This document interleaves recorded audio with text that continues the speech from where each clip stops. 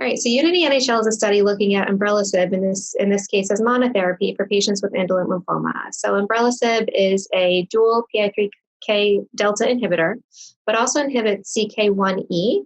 And PI3K are very effective across indolent lymphoma subtypes, including follicular lymphoma, indications in CLL as well.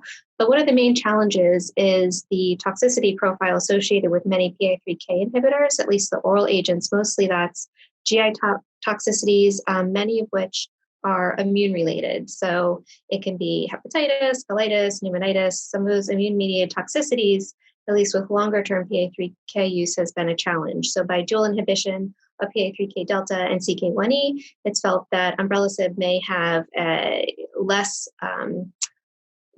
prominent immune mediated toxicity profile due to kind of T regulatory activity that's altered by CK1E inhibition. So this study, Unity-NHL, that we reported was looking at 208 patients with marginal zone lymphoma, SLL, or follicular lymphoma included. And umbralisib is dosed at 800 milligrams orally daily, continuous, until progression of disease or unacceptable toxicity.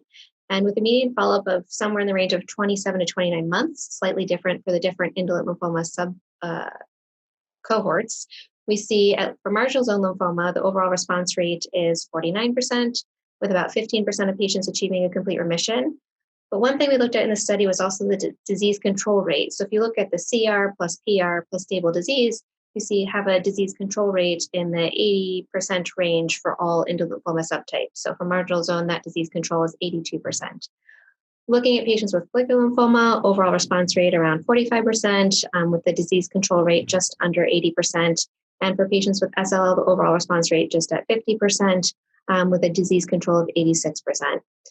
Responses are durable with a median PFS somewhere in the 20-month range across cohorts, with a duration of response similarly in the 18-month range. So overall, as a single agent, well-tolerated PI3K, and notably with a relatively low incidence of immune-mediated toxicities that we may be familiar with seeing from this class. So for example, pneumonitis 1% and colitis 0.5%.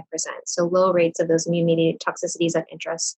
So development's ongoing as monotherapy and in combination with other therapies, but overall a very exciting development for patients with indolent lymphomas who would benefit from a PI3 kinase inhibitor.